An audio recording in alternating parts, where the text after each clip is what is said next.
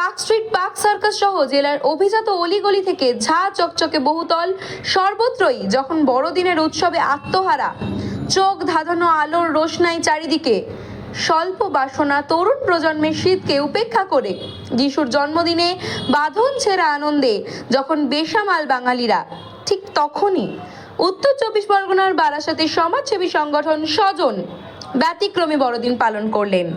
বিভিন্ন পেশার মায়েদের সম্মান জানিয়ে ব্রতী সংঘের মাঠে অনাড়ম্বর অনুষ্ঠানের মধ্যে দিয়ে মাতৃ আরাধনা করলেন।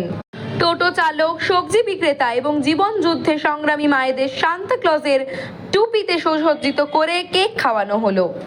এই প্রথম অভিনব সম্বর্ধনা পেয়ে শ্রমজীবী মায়েরা আবেগে আপ্লুত হয়ে পড়লেন।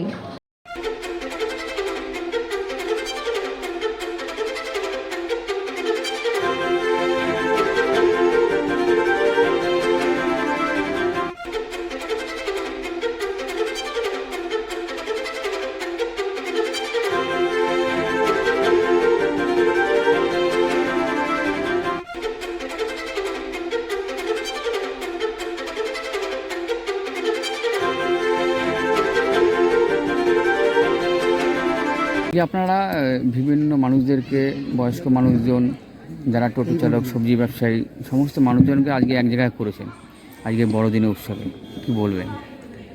আমাদের বলার বিষয় যেটা, যে বড়দিন উপলক্ষে মূলত আমরা যেটা দেখি বা দেখে থাকি সেটা হচ্ছে যে একটু পিকনিক হবে, একটু খাওয়া দাওয়া হবে, বিষয়টা এর মধ্যেই থাকে। কিন্তু আমরা একটু ব্যতিক্রমী চিন্তাভাবনা করেছি। সেটা হচ্ছে যে আমাদের এই সমাজে আমাদের অনেক মায়েরা আছেন যারা বিভিন্ন পেশার মধ্যে যুক্ত আছেন।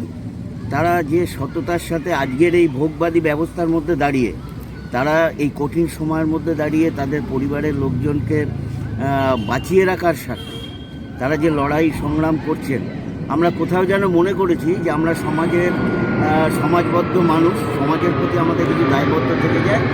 সেই দায়বদ্ধতাকে সামনে রেখেই আমরা এই মায়েদের প্রকাশ্যে এনে আমরা সেই মেসেজটা পাঠাতে চাইছি মানুষের কাছে, যে এরা লড়াই সংগ্রামের মধ্য দিয়ে সততার সাথে যেভাবে জীবন নির্বাহ করছেন আজকের এই কঠিন সময়ের মধ্যে দাঁড়িয়ে, সেটা একটা মানে দৃষ্টান্ত বলা যায়, সবার ক্ষেত্রে একটা দৃষ্টান্ত, আগামী প্রজন্মের কাছেও একটা দৃষ্টান্ত।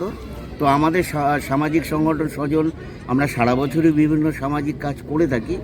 তো তার মধ্যে এটাও একটা গুরুত্বপূর্ণ কাজ।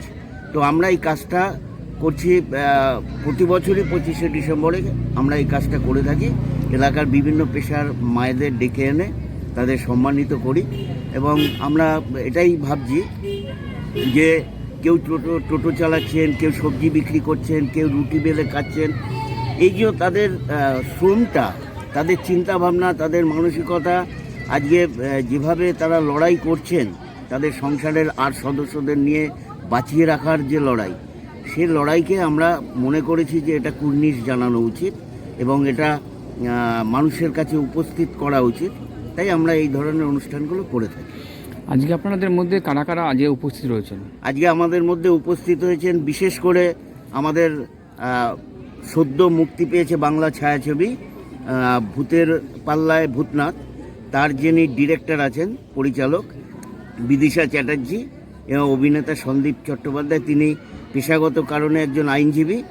এছাড়া উপস্থিত আছেন বিশিষ্ট গিটার শিল্পী, গিটার বাদক আর কি, মাননীয় রাজীব পাল মহাশয়। উপস্থিত আছেন ডক্টর শ্যামল বিশ্বাস, ইনি বসিরহাট সরকারি হাসপাতালের ডেপুটি সুপার। এছাড়া উপস্থিত আছেন কলকাতা বিশ্ববিদ্যালয়ের অধ্যাপক আমাদের রবিশঙ্কর চন্দ্র।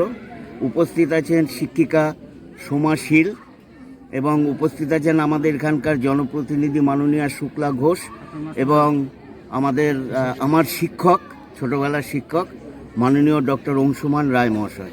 আচ্ছা, আজকে যারা উপস্থিত হয়েছে সবাই কি এলাকারই মানুষ? না, সবাই যে এলাকার মানুষ তা নন, আমাদের বারাসাতেরই বাসিন্দা প্রত্যেকেই। হ্যাঁ, আমাদের সন্দীপবাবু বা বিদিশা চ্যাটার্জি এরা বারাসাত থাকেন, বাদবাকি সবাই আমাদের এখানকারই মূলত। আর যাদেরকে যে সম্মান জানাচ্ছেন আজকে, তারা কি আপনাদের খুব কাছের মানুষ বলছেন? তারা টোটো চালক, সবজি ব্যবসায়ী, তারা কি আপনাদের এই সমস্ত ওয়ার্ডের মানুষ নাকি আপনাদের ওয়ার্ড? বিভিন্ন জায়গার মানুষ আছে। এটা কি শুধু আমাদের ওয়ার্ড বলে নয়, বিভিন্ন ওয়ার্ডের মানুষ আছে। আচ্ছা, আপনি সারা বছরই কি তাদের পাশে আপনারা থাকেন সবসময়? আমরা চেষ্টা করি, সব সময় থাকার চেষ্টা করি।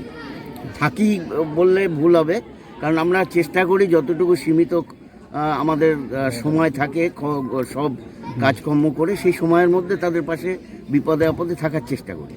আচ্ছা, এই অনুষ্ঠান আপনাদের এই প্রোগ্রামটা মানে কত বছর ধরে করছেন? আমরা প্রায় 10 বছর ধরে করছি এই প্রোগ্রামটা। ঠিক আছে, আপনার নামটা জেনেছেন? আমার নাম স্বপন কুমার দাস, স্বজনের সাধারণ সম্পাদক।